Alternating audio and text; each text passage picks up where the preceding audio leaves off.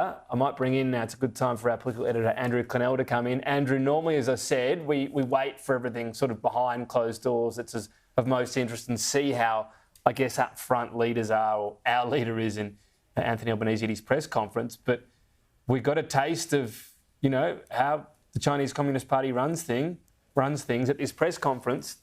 Here in Parliament House, our Sky News colleague Chang Lei was there, and they were essentially desperate not to allow any TV cameras to just get a shot, what's called a wide shot in the business, I guess, of her and the Chinese Premier.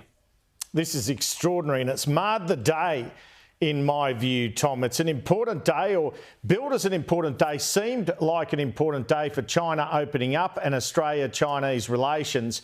But this is a bad look indeed. Chang Lei blocked by Chinese embassy officials from seeing the joint press statement. It was a joint press statement, not a press conference showing they're not a democracy, China. They didn't want to be part of a press conference. But not only that, they wanted to block a Sky News journalist, someone who they've detained, and Australia negotiated her release after she was a Chinese television presenter. So it is a terrible look. I can tell you, having travelled to China on Anthony Albanese's trip, there were a couple of things like this that happened.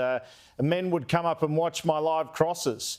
You just have this kind of intimidation hanging over you. And there was an occasion during the President Xi bilat where an Australian official had to intervene to put a splitter in the wall because that we weren't going to have sound from that bilateral until that occurred. You saw here an Australian official trying to intervene to prevent those Chinese embassy officials from blocking the path of Chang Lei. Let's have a look at this. Claire Armstrong from the Daily Telegraph captured this footage, as well as our own cameraman Dave Turner.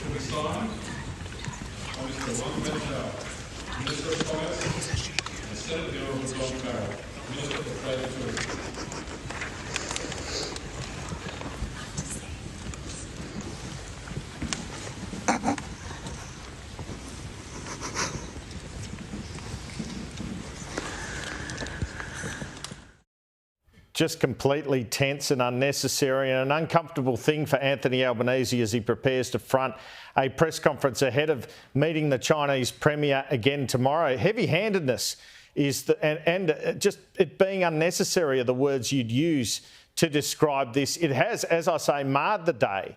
We already have had the protests out the front, which have been uncomfortable enough between various sides, pro-Chinese government, anti-Chinese government. But inside, there were good words from Premier Li talking about opening up with Australia. All Australians want to avoid and fear a war involving the US and China, or Australia and China. This visit has tended to let you think that sort of thing could be avoided, that China are looking to open up again. They're after our trade. They're after regular visits. Premier Li spoke about that. But then you see this example of heavy-handedness. Here's Chang Lei speaking about it on Sky News earlier. Well, it's typical, right, with these events, especially if they're attaching importance to the friendly facade that they're, carefully staging, that voices of discord or, the presence of someone who's a bit controversial not harm that. They went to great lengths to block me from the cameras and to flank me, and I'm only guessing that is to prevent me from saying something or doing something that they think would be a bad look. But that in itself was a bad look. Shows really as well a complete lack of understanding of how it works. In China, the Chinese Communist Party can stop things being broadcast, can tell people what they're going to say or not say that day in the media, and thinking any sort of approach like that would work, well, it's going to have the opposite effect, isn't it? And it's receiving widespread coverage already. On the meeting itself, we're waiting to hear from Anthony Albanese. No doubt he's going to be asked about this, Andrew. And probably to clarify as well exactly what's happening with visas, we might have visa-free travel to China as Australians, which New Zealand was given a few days ago. Well, it sounds that way, but not in the Australian statement. It was in the Chinese statement of visa waiver. They've signed various agreements on climate change and the like. We're a guest at a fair over in China in 2025, it appears, from what Premier Lee's saying. So I expect the Prime Minister to say that he pointed out things he's not happy with in terms of Chinese behaviour on the open seas, etc. But that generally he's happy with the meeting. But I can't see him avoiding a question on this one, and I wonder how he will handle it. Because there's not an easy way to handle it. As I say, he's got to meet the Premier tomorrow in Perth again, and he wants to keep everything friendly, and yet we've had this display of heavy-handedness by the Chinese officials. Peter Dutton too there, interesting. You mentioned coal, the importance of coal to China. I thought that was interesting. And he mentioned the importance of opening up China, opening up in the 1970s. So making the point there to Premier Li Qiang, we want you to keep doing that. And comprehensive strategic partnership, well, that's one that's often trotted out. That's been trotted out a lot by both the Chinese and Australian sides. Disagree where we must, cooperate where we can.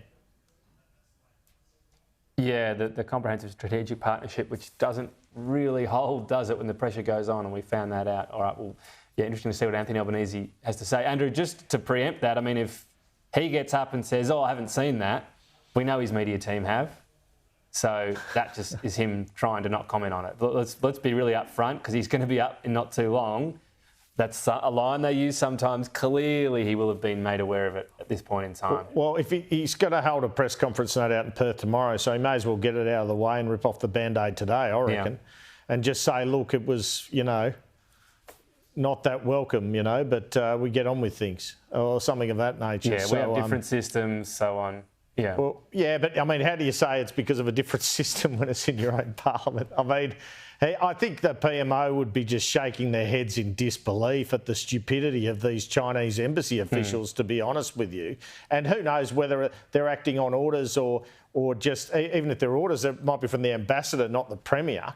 I mean, it's just, you've been to an occasion once or twice, I think, with these long press conferences from the Chinese ambassador. It's just a different world, isn't it? It's a different attitude towards the freedom of the press, freedom of speech.